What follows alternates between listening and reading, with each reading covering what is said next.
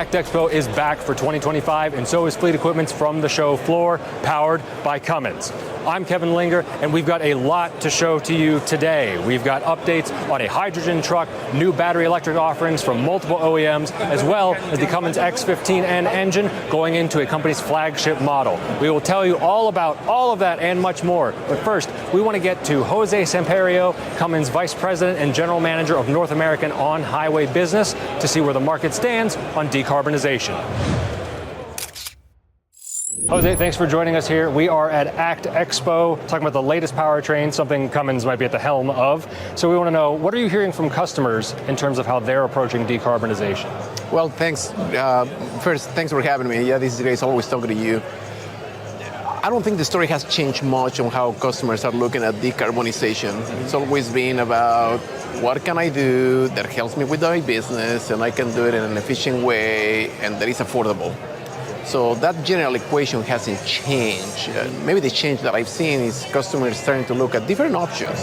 So starting to look at, what about low carbon fuels, biodiesel, renewable diesel? What about natural gas? Potentially, what about a hybrid solution that is less expensive, that doesn't require as much infrastructure? And definitely there is a space for battery electric in between. So I'm seeing that. Maybe customers starting to ask, what other options do I have, and what choices do I have, and what works for me? Right, where are things fitting in? So on that same vein, has the attention changed back to ICE technology this past year, or are EVs still very much in the mix right now? It depends on the segment. I think you've heard us talk about applications. In certain applications, school buses is a good example where just the routes are conducive, the technology is working. That's a place that battery electric, I think, continues to be top of their minds. Some other applications, if you're a heavy hauler running 24 hours a day, their attention has always been on ICE because that's the product that works for them. But yeah, maybe a little bit more questions on people asking, how much more efficient can we get with ICE? And what does that look like? What does that technology look like? So a little bit of those questions being asked, which is all about our health platforms are just efficiency, higher efficiency will multiple fields. Sure.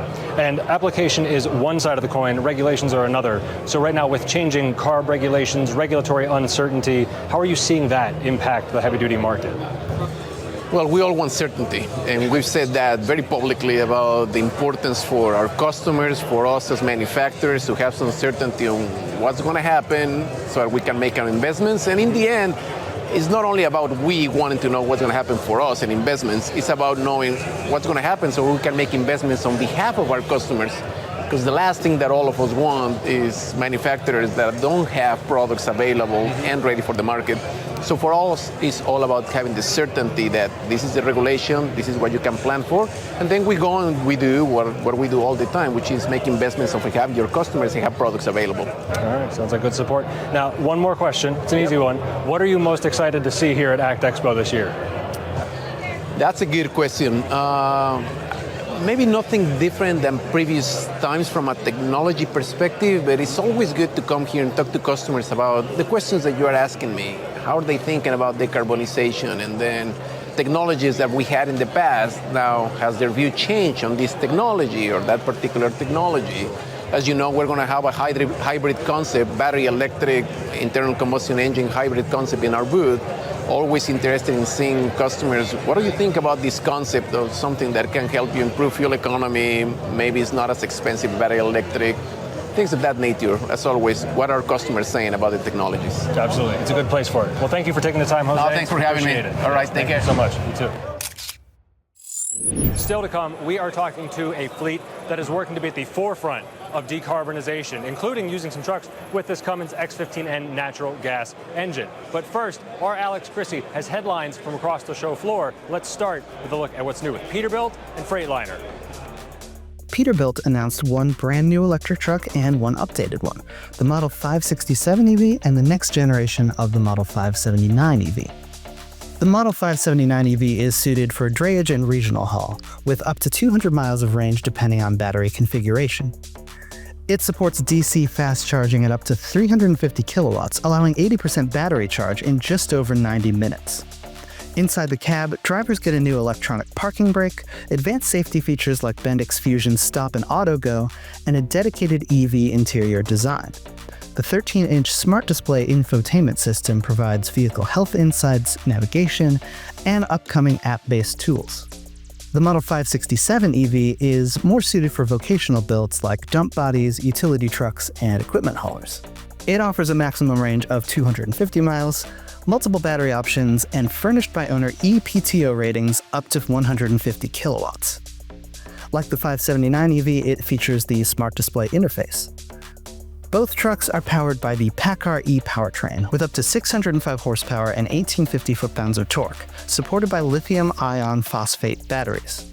Peterbilt offers AC and DC chargers up to 350 kilowatts, plus infrastructure planning through partners like Schneider Electric and Q-Merit. Freightliner announced that it has opened orders for the 5th-generation Cascadia trucks equipped with the Cummins X15N. Production of the 5th-generation Cascadia with the Cummins X15N will begin this summer. This engine will be available for the 126-inch bumper-to-back-of-cab Cascadia in both sleeper and day cab configurations.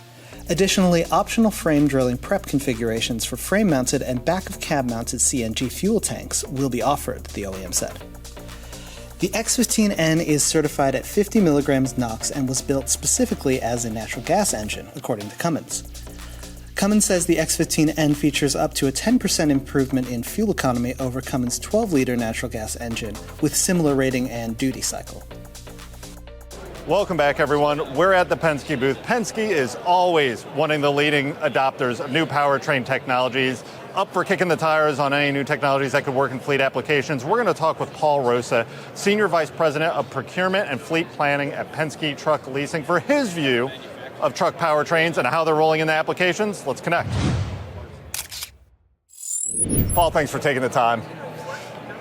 At ACT Expo, there's always a lot of technology, a lot of truck technology to kick the tires on. Penske is always kind of a first adopter out there to test something. How do you navigate this show? What are you looking to learn about as you go about looking at some of these new technologies? I mean, isn't it so exciting to be able to bring together so many different providers in this space? And that's what's the first part about, it's excited about that part of it, but you get to bring customers and prospects together, their leadership teams, our teams, and you get to have deep conversations about what they're thinking about, what they need. You then can go visit the provider that best fits their solution, and it just offers a tremendous opportunity to dive into what solutions they're looking to find. So we look at it more from the customer's lens. How can we bring them here, provide some value, on top of showing them what services and products we can offer them. So it's a wonderful opportunity altogether. Right. Well, let's dive into some of those product choices and options that you have there, because there's a lot going on. Let's start with EV. One of the pioneers, I think, in heavy-duty electric vehicles. What have you learned since rolling that program out? We were talking a little bit beforehand. It's been a number of years. What have you learned on EV side? Yeah, I guess we have to ground ourselves, and as we were starting to talk through in 2019, we put 20 of the first EVs on the road, 10 tractors and 10 trucks with Daimler, and there's been tremendous learnings since then. I think the one that I put at the top is that drivers love the vehicles, and I think if you put that at the top, you understand, listen, when somebody does choose this as a solution, they know the drivers are going to enjoy them, and it's going to be something that they feel good about. Right. But there's so much underneath that we have learned. We've learned where it works and where it doesn't, meaning the applications. Right. We've learned what its limitations are. We've learned where you need to go after charging, what the challenges with that whole process are, and I don't want to get too deep into that, but it's a part of the whole solution. Right. I mean, you can't have an electric vehicle without the charging. I like to say there are two rails for that train to go down the road, down the track. Right. And we've learned that it takes quite a while to get your infrastructure. Right. We've also learned that it takes quite a while to get the power at the infrastructure site that you're looking to do. So there's these challenges you got to meet, but here's how we've classified them. All of that I don't look at in a negative way, I look at everything in a positive way. Right. When you have a new technology that gets launched, there are going to be things you have to work through. Right. And it's okay. So I look at them as positive takeaways, learnings about how you get from point A to whatever your destination is. And there's so many more things that we've learned that, listen, it's going to take a while for us to understand the durability of these trucks. no one can say, even still today, because from 2019 to where we are, even though that's been 6 years, there hasn't been the same generation of vehicle that has been operating for 6 years or 8 years. So what you have to understand is how is it going to perform compared to its ICE counterpart over the course of a useful life that somebody typically operates their vehicles. Right. So there's that piece of it. We have learned that parts are not the easiest to come by. We've learned that parts are a little bit higher than they could be. And then, unfortunately, the lowest one, which is the most challenging one, is that the TCO, we've learned, just doesn't pan out right now. And that's okay, because we just need more time for this to mature. Yeah, the life cycles could be different. The application, a useful life of it could be different. I mean, it takes a Now, with all that being said, there are still many customers that are still making this a choice for their operation. Mm-hmm. There are many fleets still that are saying this is the vehicle that works for me right now, because they accept what those challenges are, or those learnings, as I just called them, are, and they say that I'm still going to accept those. Right. And that's good. Yeah, very good. One of the other technologies that is getting talked about more, not new, but maybe it has a new lease on life, is natural gas. We have the X15N coming out now. I know Penske's putting that on the road. What do you expect to see there in your view of natural gas in the X15N, and how is it meeting applications? Yeah, great. Thank you for asking that question. And you may not know this, but at the show here, we have it displayed outside, prominently in the front there. We're very proud to have that out there because we believe in it, and that's why it's there. We think this is going to be one of those solutions. It's going to be an arrow in somebody's quiver of options, depending upon their operation. So is there a CNG filling station nearby that now you can say, because the engine is now readily available, I can go with that as a solution. It's going to give them better fuel savings over the course of the life of how they operate that. But compared to what it was in the past, this is an apples and orange. Oh, wow, okay. The one in the past we knew had challenges to work through, which is why it kind of went away. This one, very promising, very excited. Good. I think this one has got staying power. Like I said on the battery electric vehicle, this still needs to go through its years of durability. Does it have the useful life that we know it needs to have? And that's going to take time, but now that it's out there, early indications are very promising, so we're excited about it. But I think this has a lot of opportunity. We're very pleased so far. Very cool. Okay, one of the further out ones, because I know Penske Logistics has a Hyundai fuel cell truck running in NACFE's Run on Less Messy Middle. Very cool. Early days in hydrogen, but what's your take on that? What would be needed to make a reality? Great topic. So I'm on NACFE's board, and when we had this conversation last fall about, hey, the Run on Less is coming up, what vehicle options or what technologies would we want to have in it? And when the notion of hydrogen came up, hydrogen fuel cells specifically, we were kind of like, is this the right time? Right. And fortunately, a lot of people don't know this, but we are supporting many Hyundai fuel cell vehicles in the Savannah plant, Savannah port. Okay. And that experience, I said, okay, this has an opportunity. So we met with Hyundai, and they were wonderful about the opportunity. We then met with our logistics team and said, is there a lane that we could identify, which we did. So now with our Penske Logistics business in the Houston market with a Hyundai fuel cell, we're excited about what it can do. So now we're going to go through the steps of an evaluation of a fuel cell vehicle in real application for a sustained period of time, no pun intended, and we're going to see how it performs. Now, with hydrogen, where are we? Right. If you go back to what we were talking about earlier, about 2019 is when we started our journey with battery electric vehicles, the industry as well as us. But where are we in 2025? We have made progress. We talked about some of the learnings, but we are still a long way from that final endpoint. So if we were to say, where are we with hydrogen? Where we were, from my perspective, in 2019 is where we are today with hydrogen. Learning about the technology, understanding how it's going to perform, how many players are going to get in the game in the next coming years. When you walk the floor, there are a few more that have jumped into the game here. Exciting there. We'll talk and learn when we meet with them. But now you get into, just as battery electric had its things to work through, and CNG. You need more filling stations in order to have more proliferation of CNG engines. Right. Well, you needed that with infrastructure on battery electric. You need the same thing with hydrogen. Right. There aren't enough filling stations. Here's the other thing. If you go further upstream, where we look at things today, there isn't even enough hydrogen created. Right. And what has me even more curious, if we get into beyond those three,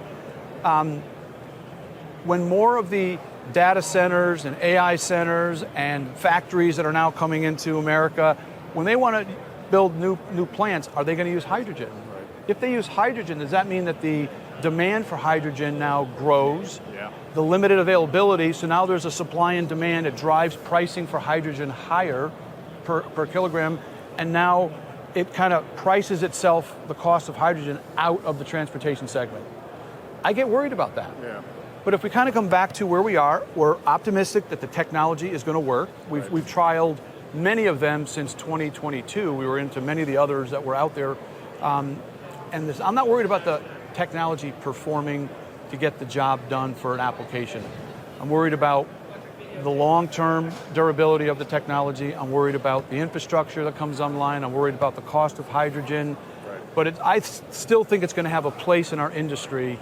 It's just a matter of where does it fit in the whole ecosystem. Right, yeah, and you got to have demand pulling that through to bring on more hydrogen stations and increase that scale.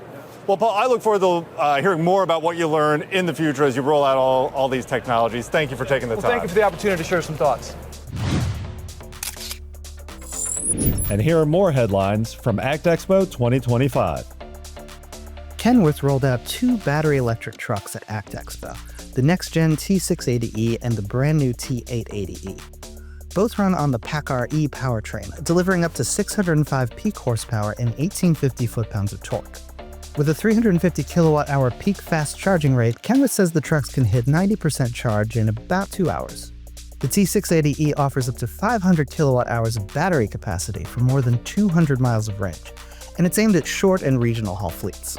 The more vocational-focused T880E goes bigger, with up to 625 kilowatt-hours and a 250-plus mile range. Both trucks support up to 82,000 pounds GVWR. In the cab, a new 15-inch digital display supports Kenworth's BEV app and integration for telematics software like PACCAR Connect. Fleets can also opt to add Kenworth's new digital vision mirror systems. Kenworth says 46 test units have already logged 300,000 miles. The T680E and T880E are available to order now, with production starting later this year.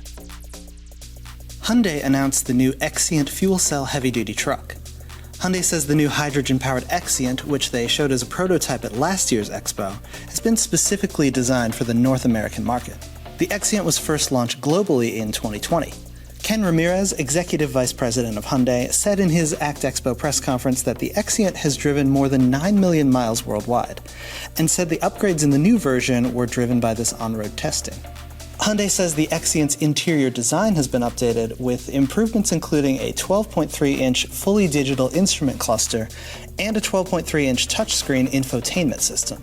The new model is also equipped with advanced driver assistance systems. Features include forward collision avoidance assist, lane departure warning, smart cruise control, blind spot collision warning, and forward collision warning. There are lots of alternative fuels and varying powertrains available now, but diesel is still very much in the discussion when it comes to clean transportation, especially modern diesel. To get a deep dive on that, let's go to Jason Morgan. Fleet decarbonization doesn't just start with electrification. It starts with smarter diesel. Consider this hybrid system Cummins has on display here at ACT Expo. For every gallon of diesel saved, fleets eliminate over 22 pounds of CO2. That kind of reduction across hundreds or thousands of trucks makes a real impact. And today's diesel engines are being engineered not just for performance, but greater sustainability. Upcoming emissions regulations, including the 2027 greenhouse gas and NOx standards, are reshaping how diesel engines are being developed. These new rules require a significant drop in nitrogen oxide emissions by as much as 75% and a 50% cut in particulate matter. To meet those targets, manufacturers are rethinking everything from air handling to combustion to aftertreatment. The result? Cleaner engines that actually improve fuel efficiency. Engine manufacturers are achieving up to 4% gains in base fuel economy by reducing internal friction, optimizing airflow through redesigned pistons, rings, and liners, and fine-tuning combustion with advanced injector and turbo technologies. But that's just the start. When integrated with vehicle systems, these new powertrains can deliver up to another 3 to 4% fuel savings at the operational level. That includes enhancements to electronic control modules and predictive driving technologies, features that use GPS, terrain data, and adaptive cruise to optimize how trucks respond to hills, loads, and stop-start cycles. For fleet managers, the key takeaway is this: the newest diesel engines are poised to deliver both fuel efficiency gains and reduced emissions. The goal isn't just to meet today's standards. It's to create a platform that can adapt to tomorrow's fuel strategies. Diesel remains the foundation, but engines are being designed with the potential to transition to renewable diesel, biodiesel blends, natural gas, and even hydrogen in the future. Decarbonization isn't just a destination, it's a journey, one that happens truck by truck and spec by spec.